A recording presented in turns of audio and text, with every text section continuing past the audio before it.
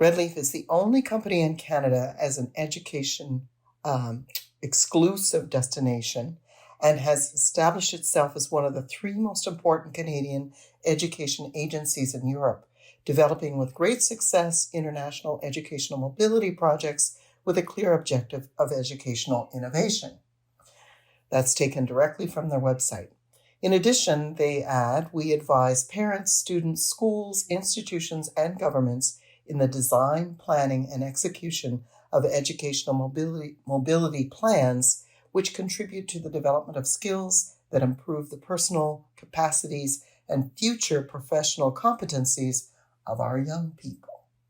That's a beautiful description. And Sarah, welcome to Community Conversations. Thank you for having me. Yeah. Can you tell me a little more about your role with Redleaf and what you do and what you're looking for this spring?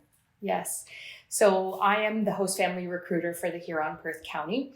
And what I do is I am looking for host families who are interested in hosting international students that come to study in Canada from all over the world.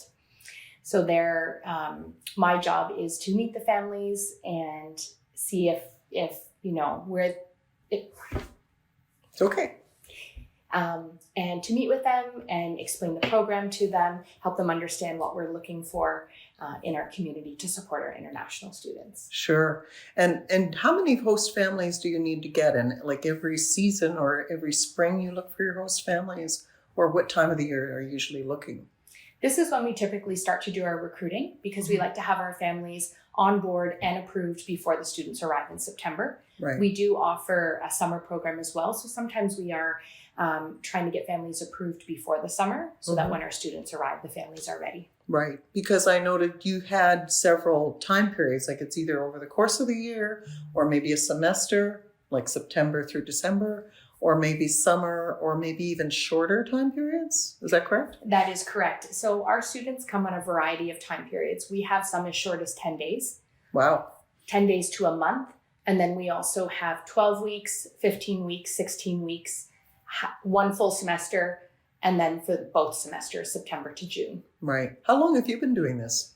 I have been recruiting for almost a year. Mm-hmm. However, I have hosted for about 10 years. Wow. Okay. Can you tell a little about that? How is that for you and your family? Hosting for our family has been amazing. So throughout the 10 years, we have hosted both male and female students at different times from all over the world. And it has brought a tremendous amount of joy to our family. So we've been able to build lifelong relationships with these students as well as their families who have visited us during the time their child was here. It has introduced us to multiple cultures and to different cuisine and different traditions that are amazing in their culture. And not only are they living as a Canadian when they're here, but they're bringing their culture into our home. Right. And so that is something that we have just loved. And of course, the food that they cook for us from their home countries has always been amazing. Yeah. Do you like to cook yourself? So have you learned a lot of cooking tricks from those that you've hosted? I do really enjoy cooking. And there are some meals that I just continue to make that I have learned from other students. Or if I'm hosting a new student and I have mastered one of their dishes particularly, I try to make it because it's like comfort food for them, right? This is a big change and they're a little bit homesick. And having something that reminds them of home often is very helpful. Well, probably brings back memories for you too. If you've had good times with that person and then they've gone again, it's nice to remember them by cooking their food. It really is. Yeah. And often when students arrive, they'll bring you, a little gift for the family from their country, whether that's a treat or, something that really represents their country. So I have a lot of great items that I've received over the years, gifts lovely. that I've received. You're going to need a lot of space for that. Yes. It goes on.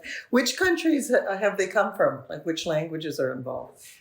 That you had? Yes. So from my experience, I have hosted many students from Spain, from Brazil, Japan, as well as France, Korea. Wow. And there is another one, Switzerland Okay. as well, Germany, Lots of languages there. Lots of languages there, and just a lot of amazing cultural experience Mm-hmm. from both ends, from our family Yeah, as well as from the student. that's wonderful. Well, 10 years is a long time. What do you have to tell us about Red Leaf as a company? Because I know that they have a long history, right? They do. So Red Leaf is, in the next year, we'll be celebrating our 40th anniversary. Mm-hmm. We have offices in Spain, Mexico, and in Canada, of course, in Ontario. Did Canada come first? No, Spain came first. Oh, really? Okay. Yes, so Spain came first, and then we expanded into the other countries. Okay. I wondered because of Red Leaf. I was That's thinking right. it was Canadian. Yes. I wonder why they chose that particular name coming from Spain. But anyway, that's interesting. So they've got 40 years behind them, and they are involved in 70 different school boards across Canada. That's right. That's a lot. It is, yes. So those are 70 active relationships that Red Leaf has with those school boards, Mhm. where we are actively having our students from all different countries attend those school boards. Right. Mm-hmm. So which school boards are you involved with then, with Red Leaf? So with Red Leaf, I'm involved with the schools that are in Huron-Perth County. Okay. Any of them. Mm-hmm. So any one of them, a student could come and attend those schools. That's right. So any families in those two counties. That's exactly right. So Okay. if they live in Goderich or St. Mary's, Stratford, anywhere in between, Mitchell, Listowel, Mm-hmm. and even just little villages around, Yeah. anywhere within Huron-Perth County. And that's actually quite a large It is. area. Yeah. I remember looking at it at the map, and I was like, wow, that's a really big area. Mm-hmm. And so that's the area that I'm specifically recruiting for. Right. So it doesn't have to be city or a country or a town. It could be in the rural area.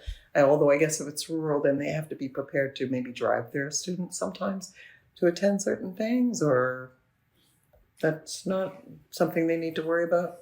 Yes. So we definitely accept host families living in the country, in small towns, in the bigger cities. Mm-hmm. That we have nothing against that at all. If they do live in the country, it often does require a little more driving on the host family's part, just so that the student can see more of where they live and more of Ontario, and if they want to go into town and visit friends Right. and do those types of things. So that might require a little more driving. However, as far as school is concerned, they would then take the bus to school. Right. What are the expectations for a family if they're going to host? What do they need to have, and how difficult is the application process? So the application process is actually quite simple. It's found on our website, which is redleaf.com, and there is an online application right there that you can register. Mm-hmm. There's a hyphen between red and leaf, though, right? There is, yes. So there is a hyphen between red and leaf. And if you go to our website, there will be a link that says become a host family. So that's the first step. So you would fill out that application. That application would then go to our head office, and then I would receive a copy of it. And the second step would be me reaching out, asking to come do a home visit, get to know the family, see the home. One thing that is required is that the students have their own bedroom. I was going to ask about that. Yes. Yes. That makes sense. It does. And then everything else in the home can be shared. Right. Anybody over the age of 18 in the home has to have a police check done. Okay. And that's obviously for the safety of our students. Mm-hmm. And then once we have the police check, there's a few other documents that have to be filled out. Mm-hmm. And what we do as well is we have the host family take pictures of their home and have a family picture and a picture of the house. And we create a profile of the host family so that that's in our database. And when we're matching students with host families, we see the similarities and the things that they have in common. Right. One of the other things that I do then is once I've met the host family, we put a profile together, we talk to them, and we see, you know what, is this a really good match? And do we have students that fit that family? The matching process is something we take really seriously because we do want the host family and the student to have the best experience. Right. I guess I'm wondering how that works for you. If there are any problems down the road, does that ever happen, or with the matching process, or is it usually pretty successful? I would say for the most part, it is pretty successful. Okay. There are times where You have a great host family and a great student, and they're not great together. Mm-hmm. And that's okay. Yeah. My job then is to find another home that would be a better fit for the student. Right. Okay. Or another student that's a better fit for the host family. And that's something that I would much rather our homestay families and our students be open and honest about. Sure. Because if you're going to spend this amount of time with the family or with the student, you want it to be the most enjoyable. For sure. So we don't necessarily see it as a bad thing. We see it as we would rather our families and students be open and honest with us so that we can make it the best. That sounds like a good idea. And it's also very human. It is. And my role too is to support the student and the families 24 hours. Like if they need anything, myself and my coworker are there to make sure that both sides feel supported. Right. That's very important. So, what are some of the benefits that you think, I know you've mentioned some of them, obviously being exposed to the culture, I'm sure it's great for the kids, right? Because it's another relationship, someone they never expected to know, and they learn a lot about other countries that way. I lived in Saudi Arabia myself for 6 years and the States for 10, so I know I learned a lot leaving my own country. So when you have somebody come to your home who is from a totally foreign culture, I'm sure that your kids learned a lot. How old were your kids when you first started to host people or young people? Yeah, so our kids when we first started our twins were 3 and the girls were 4 and 5. And they felt they had this really cool older sibling. Right. Whether we had a male or a female student, it was pretty amazing just to see how the student adjusted to living with 4 little children and how the kids really embraced them as an older sibling. Yeah. And we have pictures of our students and we have memories, a lot of great memories with them. And our kids still remember those to this day. Right. And it has really piqued an interest in our kids to go and do an exchange abroad. Right. And they're also very globally minded, which is great. And I feel sometimes when we live in an area like here on Perth where there's not a ton of diversity. No. And bringing international students can really give us all a cultural experience that's very true. Is an amazing experience to have. Did your kids show interest in learning the languages at all? Or where it was, I suppose Spanish would have been the easiest one, maybe French, I guess.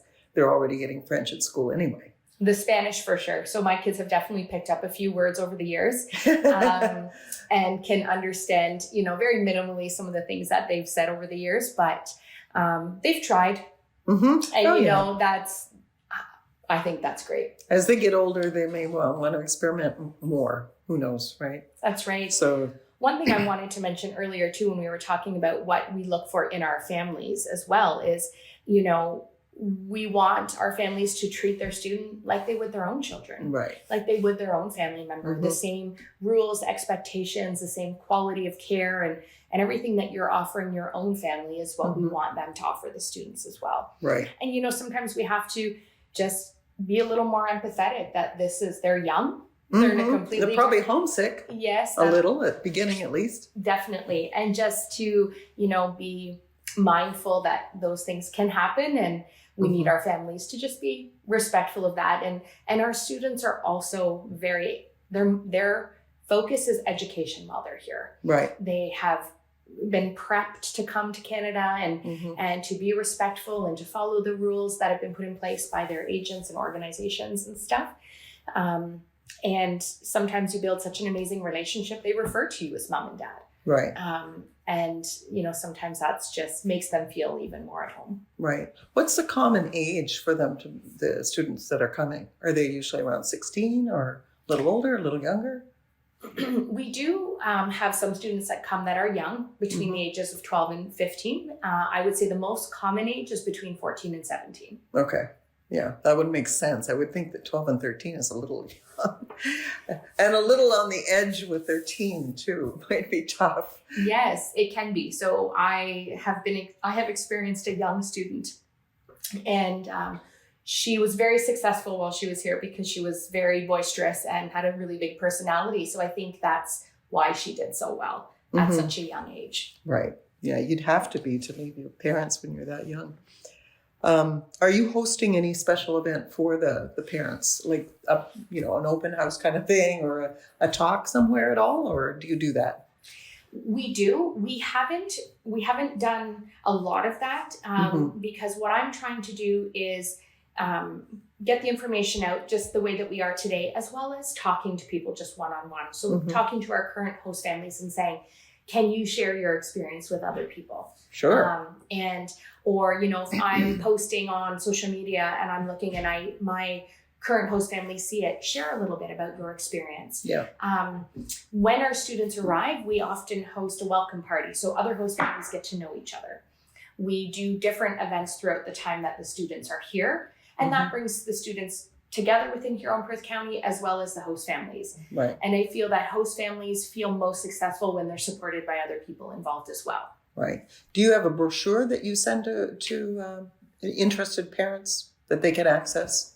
I definitely can do that. At this point, I would refer them just right to our website. But if they would like a physical copy and they reach out to me, we can certainly get that to them. Okay.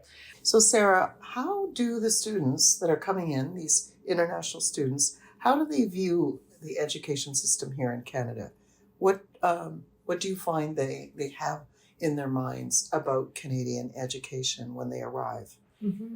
Of course, yes. Our students, one thing that Red Leaf believes is that, the best way to improve the Canadian experience is first of all through our host families, and secondly through the Canadian education. And we believe that those two combined give the student the best experience and are the best match.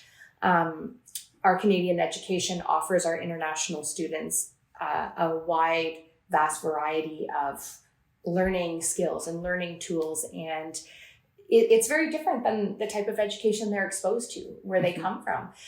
Most of them say our education system is so much nicer and gentle, and they feel like they fit right in. Okay.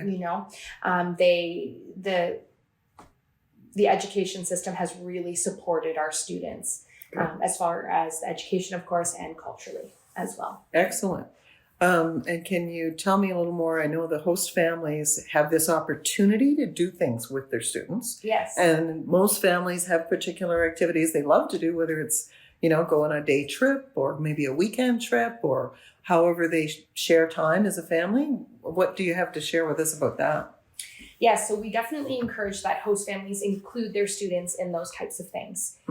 You're going away for the weekend, you want to take your student to Niagara Falls, we really encourage that. We want our students to be able to see at least 2 to 3 different Ontario experience, such as going to Toronto and seeing different things that they have there, maybe the CN Tower or the aquarium, those types of things, maybe a baseball game, different opportunities. Niagara Falls is another great place to go. And one of the things that I have done over the years as I hosted, if it didn't work for me to necessarily be able to take them, I would find an opportunity for them to go, either with a friend or a family. Sometimes church groups offer different day trips and different events. And I have encouraged our students to attend those as well. Right. Well, even here in St. Mary's, we've got the river, there's the park, and the farmer's market, there's the baseball museum and the regular museum. There's all kinds of different things you could actually, even within this town. So Stratford's got the festival. Yes. All kinds of activities they could potentially do. And depending on where they live, each town and village is going to have their own yearly events and different things that they do. And we encourage our students to go to that. As you mentioned, St. Mary's with our museums. A lot of our students go to the Lincoln Games or, in the warmer months, they'll go to the Heritage Festival, different things like that. We do have a host family Facebook group where I try to post local events that are happening within Huron-Perth County, just to give families ideas of what's going on. Yeah, tobogganing, skating, all kinds of things. There's a skate park here in St. Mary's too, and I'm sure I think Stratford probably has a skate park. Yeah, I'm not as familiar with that. What are some of the memories that you've had through the years? Because you've had 10 years of this. So what are your favorite ones of things like that you've done with your students? Yes. So some of our best memories are just little traditions such as, what they do on New Year's Eve. So some of our students from Spain, they introduced us to, on New Year's Eve, you stuff your mouth full of grapes and see how many you can put in there. Just silly things like that, right? And we try to when we introduce them to something, like poutine, and their reaction to, oh yeah, some love it, others hate it. Most students love Tim Hortons. It becomes their after school, let's walk by Tim Hortons and get a treat. Yeah. Or taking them to Niagara Falls and they get to see it and just experience all of that. And sometimes it's the little things, tobogganing, taking them camping. Yeah. It all just builds their memories while they're in Ontario. For sure. That's wonderful. Yeah, I mean, my childhood memories are going tobogganing and having great bonfires. I don't know whether they do that anymore because you can't do that in public land anymore. And you probably, at the end of their stay, how do you usually end, with a student? It must be kind of sad when you see them on their way and going back. Do you have a special dinner? How do you do that? Or what's that feel like? It's hard. It's very hard when they leave. Usually, the way I handle it is I joke and just say, oh, no, you're not leaving, because we're not ready for them to leave. But we also understand that they have a life and a family back home. Right. So it can be very emotional.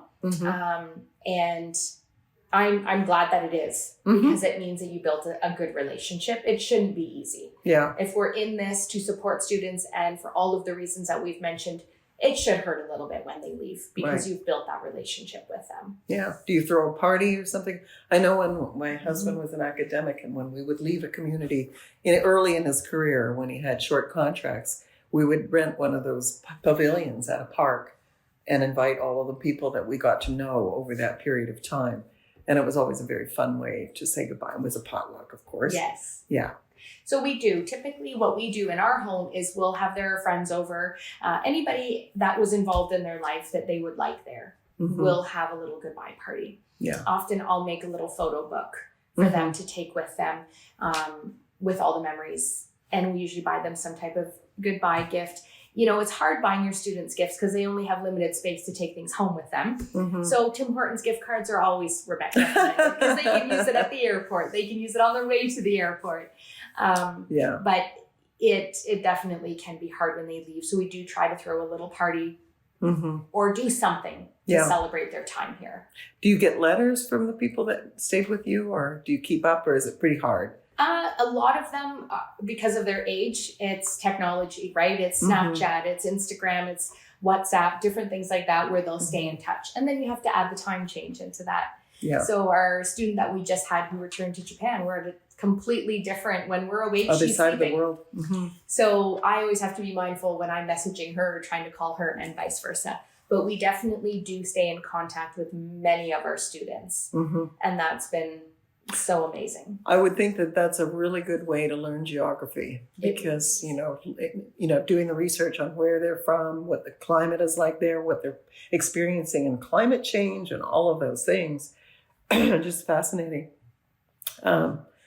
Anything else you want to share with us about the experience and what anyone could look forward to if they decide to make that call and go on the website? It's Red Leaf, so red-leaf.com is the website. You can go on there and hear, or rather see more information and then contact Sarah because your email is on there too. So my email, I can just provide that to you. It is sarah.riley@red-leaf.com. Please feel free to send me an email, or you can reach out to me by phone as well at 226-989-2230. I can answer any questions that we didn't answer through this conversation here as well. And I would love to be able to recruit another 15 families between now and when our students arrive in September, whether that's short-term or long-term, or whether or not you just would like to gather more information and fill out the application and come back to it at a later time. We're completely open to that. Okay, that's great. And I'm sure that all of the people listening will realize that there's so much to be learned from these students who are coming. So we need to welcome them, if we can, to Canada and let them take advantage of our learning from our Canadian education system. Exactly. Thanks so much, Sarah, for sharing. And by the way, Riley is Riley. It is. Sarah.Riley at red-leaf.com. That's correct. Sarah, thank you so much for coming in today and talking to us about your exciting work with Red Leaf and bringing in that Canadian company, bringing in international students to study. In your case, looking for families in Huron and Perth counties to host students who are coming in maybe to study for the summer, maybe for the fall, or even over the whole year or for several weeks. You can contact Sarah at her email, as she noted, Sarah, SARAH.Riley, RILEY, at red-leaf.com. Sarah needs about 15 families from Huron or Perth counties to host these students.